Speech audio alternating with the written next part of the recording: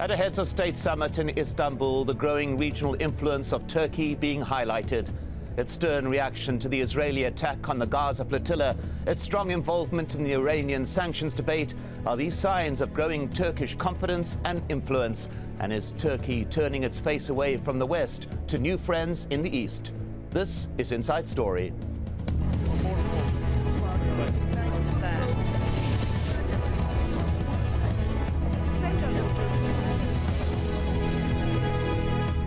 Hello and welcome to the program. I'm Mike Hanna. Representatives from the member states of CICA, or Conference on Interaction and Confidence Building Measures in Asia, are meeting in Istanbul. CICA is an intergovernmental forum aimed at promoting peace, security and stability in Asia. With 20 member states, the body accounts for nearly 90% of the territory and population of Asia. The group last met in 2006. 9 heads of states, including the leaders of Iran and Syria, are attending this year's summit. And from the very beginning, there were amendments to the scheduled agenda. Both Turkey and Syria used the opportunity to once again express anger over the Israeli raid on the Gaza-bound flotilla. Israel must pay the price of the blood it shed and the lives of our martyrs. And it will do so. We will pursue this within the framework of law. Turkey had to pay the price for its serious interest in peace. To Israel, peace is like a sore wound. When touched, it spurs a lot of pain. Turkey had touched this wound when it worked diligently to achieve peace between Syria and Israel during the last few years. Well, joining our program to discuss the topic are our guests. In Washington, Henry Baki, Professor of International Relations at Lehigh University. In Ankara, Ibrahim Kalin, Advisor to the Turkish Prime Minister. And in Damascus, Samir Al-Taki, Director of the Orion Center for International Studies. Let's begin in Ankara. Ibrahim Kalin, to what extent did Turkey see the Israeli action against the Gaza convoy as an attack on its own sovereignty? Well, it was, first of all, a very unfortunate incident where the Israeli raid led to the killing of 9 Turkish citizens. One of them is actually a U.S. citizen. This was a humanitarian aid convoy. The Turkish government was not involved with this convoy officially or unofficially, or directly or indirectly, contrary to some allegations in the media. And unfortunately, this incident, as I said, ended up in the death of 9 people and the wounding about 30 people or so. And this was an attack not only on Turkey, but also on international group of aid workers and peace activists. And of course, it hurt Turkey particularly because all of those who were killed are Turkish citizens. And it comes, unfortunately, at a time when the Netanyahu-Lieberman government was showing no sign of rapprochement with Turkey, despite our efforts, in fact, to reach out to the Israeli public and to restart, especially the Syrian-Israeli negotiations. And those negotiations, if you remember, were stopped after the Gaza attack. And ever since then, we have heard nothing from the Israeli government to restart the process, despite the assurances from the Syrian government. Well, let's go to Syria, to Samir Al-Taki, and there we've heard outlined the immense role that Turkey had been playing in mediation efforts in the Middle East in recent years, recent months, up until, as we said, the Gaza war. How important a role do you think that Turkey has been playing in mediating Middle Eastern issues? Definitely, I think because of the lack of real American intentions and real American strategy toward peace, and mainly during the period of the last 2 years of Mr. Bush at the presidency in the United States, the mediation role of Turkey was very much necessary. First of all, to probe any possibility of peace and appeasement in the region, while every crisis was already quite ripe to explode in itself. So the main tactical strategy was this mediation role from Turkey was a tactic to cool down and to really build up confidence building between the two sides and trying to build a process. unfortunately, the Israelis choose, and the Americans till now choose the other way, choose the logic of force, and they were not able to deliver regarding any real strategy toward the peace in the Middle East. Henry Barkey in Washington, we hear the opinion that Turkey filling a political vacuum that has been created by perhaps U.S. inaction. Your view of that? Well, it is true that at the end of the Bush administration, the Turks filled in the vacuum that was created by the Iraq War and stepped into the breach by initiating the Syrian-Israeli negotiations. But the truth of the matter is that those negotiations were proceeding slowly and proceeding well. But in the final analysis, we all knew that at the table, in the final final conference, so to say, or the final deal would have to be signed with the United States presence, because neither Israel nor Syria would do anything without the United States imprimatur on this issue. So what the Turkish effort was commendable in the sense that it did fill that vacuum. But we should also not exaggerate in the sense that this was going to bring peace to the Israelis and the Syrians. I mean, it was just setting up the stage of a long process. You mentioned there the invasion, a US-led invasion of Iraq. This, in a way, a milestone. It was a invasion that Turkey refused to allow its soil or its air to be used by the US-led forces. It was the beginning of a process, perhaps a deterioration of relations with the United States. But Henry Barkey, do you think that there is concern in Washington about Turkey turning its face elsewhere? Well, look, we have to be very careful in how we look at what happened in 2003 when the Turkish parliament voted against authorizing American troops from crossing Turkish soil into Iraq. You have to remember that at the time, the Turkish government, we had just come into power a few months before that, actually supported that resolution, actually had signed a memorandum of understanding with the United States. And it is a parliament, in a way, it was the inexperience of a new government in Turkey that did not know how to manage its parliamentary deputies that led to the vote being essentially negative. Remember, the vote was positive, but for technical reasons, it was considered a negative vote. So Turkish-American relations did not deteriorate over this. In fact, there was a tense period in terms of Turkish-American relations later on Iraq, because the Americans saw the Turks as not being helpful on Iraq. But Turkey in Iraq has changed its policy 180 degrees. It's now cooperating and is actually a very constructive force in Iraq. The big problem between the United States and Turkey is really about Iran. I mean, everything else is a sideshow.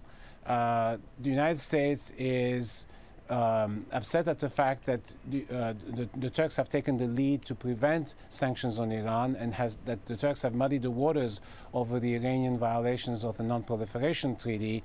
And we have now a vote coming up at the UN Security Council over additional sanctions, and we may find that Turkey, along with Brazil and maybe Lebanon, are the three countries that will vote against the sanctions. And that's where the crisis is, because for the United States, and this is where the Turks have not really understood U.S. position, is that for the United States, Iran is a vital strategic concern. It is really a very serious issue, and the Obama administration, from the moment it came to power, has spent a great deal of time and worry and effort on Iran, tried to extend a hand to Iran, and the Iranians essentially turned the Americans down. So that's the context in which all these events are taking place and are being analyzed in Washington.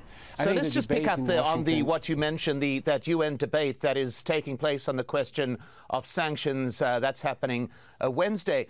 And the Iranian President Mahmoud Ahmadinejad made clear his belief that even if fresh measures were introduced, they simply would not work. I mentioned earlier, if the United States and its allies think that they've got a stick in the name of resolution and then they would like to negotiate with us, this is a mistake. This is not going to happen. We, in the framework of justice and respect, we would like to negotiate. If somebody would like to come and force things upon us without justice, then the answer is clear. Well, let's go to Ibrahim Kalin in Ankara and pick up on that question. Turkey's stance on Iran. Is this a fly in the ointment for the US, as we've heard? What is Turkey's position on this? Why is Turkey involving itself in this debate? Well, of course, we are concerned about any political tension and escalation of already existing tensions in the region. And this Turkey-Brazil-Iran deal, in fact, was a means to control this process. This deal achieved something that, unfortunately, none of the other initiatives so far have achieved. That is, for the first time, we have something on which the Iranians have signed. That is, for the first time, we have a document to which the Iranians have committed themselves. And let's remember, this deal, the swap deal, the swap of the enriched uranium through Turkey, was proposed, in fact, by the P5+1 with the participation and the direct involvement of the Americans. We didn't come up with this agreement on ourselves. We did this, in fact, in consultation at every step with the Americans and with the Europeans. If you look at, for example, why there is this quota of 1,200 kilograms, that is, in fact, coming from the American side. They specified this number. Another condition, the second condition, was that it will have to be transferred through another country. And the third condition was that it will have to be in one installment. And all these three conditions are met in this deal. Therefore, we did something together with Brazil, obviously, that the P5+1, that is the UN Security Council, and Germany have been trying to achieve for the last 4 or 5 years. Now, for the first time, we have something concrete. Now, we never said that this will resolve and address all the issues, all the concerns. Number 4 or 5, I believe, in the 10 article agreement, it states clearly that this is an important confidence building measure. This is not a final settlement. This is not the end of the Iranian nuclear file, but this is a very substantial step that we are taking together with Brazil and Iran. And consider the other option. Consider that this deal is not going to work and they will go for the sanctions tomorrow. What will be the result?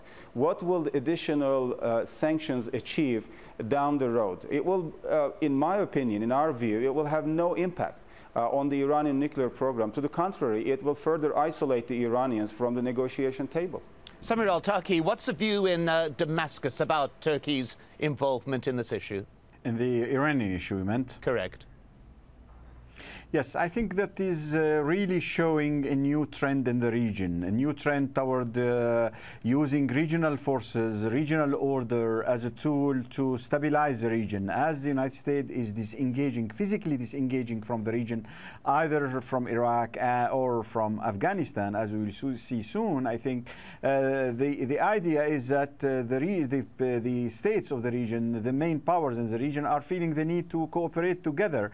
And what is lucky is that we have now a Turkish leadership which is really gambling on mutual cooperation, interdependence between regional countries, and by that it is building the zero problem with its neighborhood policy, and it was successful in doing that. I think this is quite showing an alternative, and it is a real test to how the Americans are serious about the smart power and the philosophy of soft power.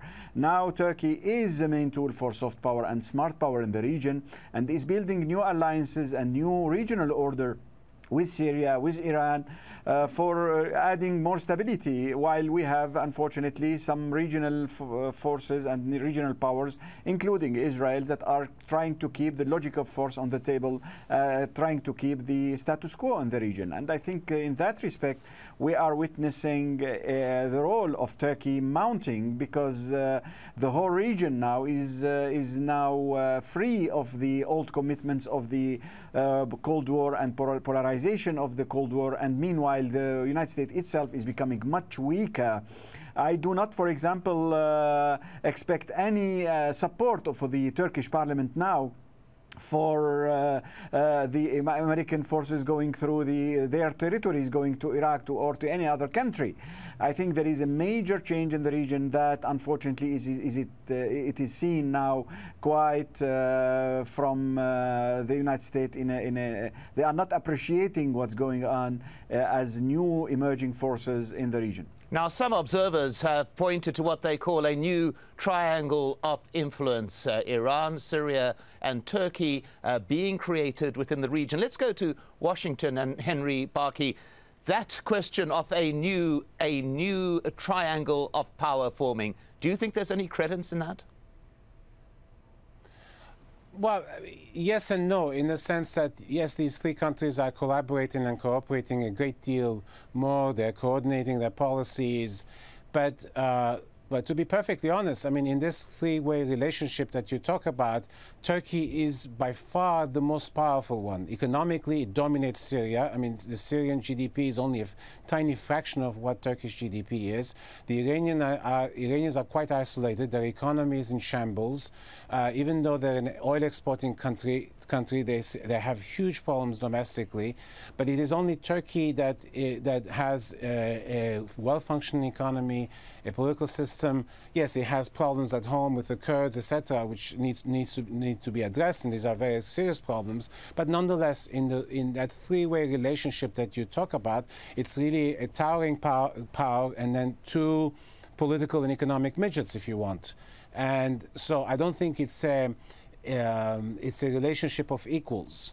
So I don't think there is alarm in the United States here about Turkey, etc. There are serious problems with Turkish policy from an American perspective, but this notion that Turkey is turning its back to the West, etc., I think is a silly discussion. Yes, there are people in Washington who entertain this discussion, but it isn't. I mean, Turkey is, if it's moving in any direction, it's moving in its own direction. Turkey has a great deal of ambition as to what it wants to do in the Middle East and beyond. It wants to be a great power. It wants to be, certainly it wants to dominate the region in the sense that it wants to make order in the region.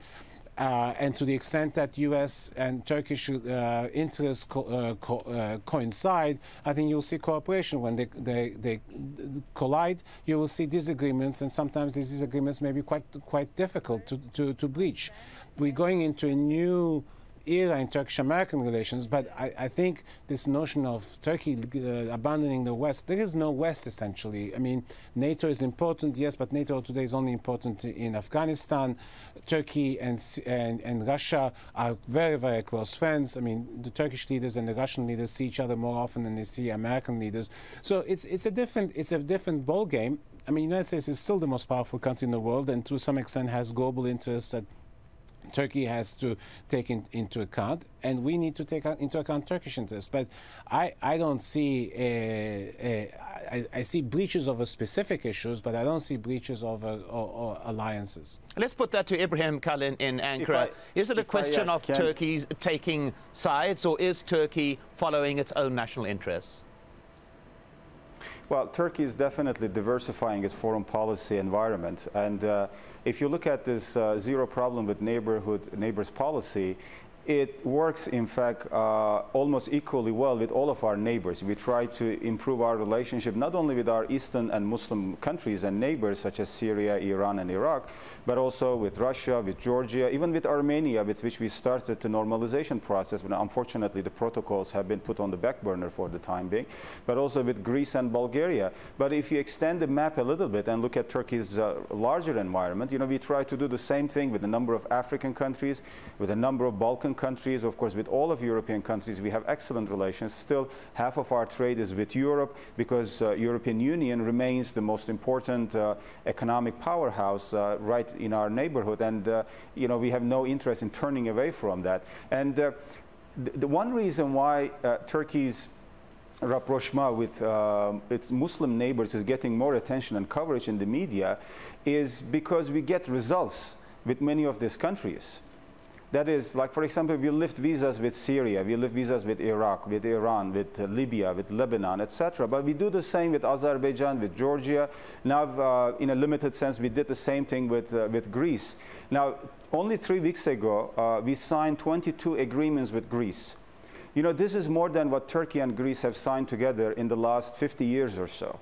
I mean, this is a great achievement in every single field, from communication to migration, visa issues, education, and other issues. We have signed these agreements with Greece at a time when Greece is still in big economic trouble. The same thing with Bulgaria. 10, 15 years ago, Bulgarians were putting all of these Turks at the gate, telling them to go or assimilate completely. Now, you know, we have very good relations with Bulgaria. I mean, these are our neighbors. So it works in many different dimensions. Same thing, you know, with Russia. So this is not a way of choosing you know, one group of countries or issues over another. It's diversifying, it's realizing our potentials. It's an extension of our economic interests in the region. We are not in the delusion of thinking that we are still in the age of empires and we want to be, you know, the big guy in the neighborhood, or we want to be the Neo-Ottoman Empire or something like that. I think this is some nice talk, you know, for some academics and experts, but the reality on the ground is that there are issues to which we cannot remain indifferent. Well, let's go to Samir Al-Taqi on this particular point, which is quite interesting in Damascus, and that is Syria and Turkey had very hostile relationships at one stage. These have now smoothed out, the relationship very strong. This type of process that has happened in very recent years, is this indicative from the point of view of Syria of a new approach of Turkey in the region? And how does Syria see this type of rapprochement, these moves? First of all, I don't think that Syria is measuring its relation with Turkey on the basis of the relation of Turkey with Israel or the relation of Turkey with Turkey. I think that Turkey, with the United States. But I think Turkey is discovering that its geopolitical importance is much more will be growing much more rapidly, just in case it tries to build up its axis of influence either in the south, in the Muslim world, or in Middle Asia, or in Europe, in Balkan, etc. So I think here we have to notice something very important, that with the collapse of the Soviet Union and the end of the Cold War, the end of Yalta Agreement, the region became much more free. Lots of animosities that had been created and imposed on the region, either between Syria and Turkey, or Turkey, Armenia, Syria, Iraq, etc., are no more there, and the external forces who were just playing on those contradictions are no more as influential as before. So it is a normal tendency. The normal situation in this region is good relation between neighbors.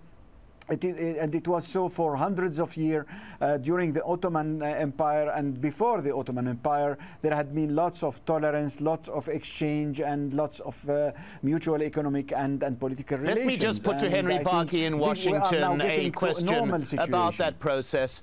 Are we looking at a normalization that has taken a long period of time? We heard there talk about Cold War. Is this now a final flowering of a historical process in the wake of that?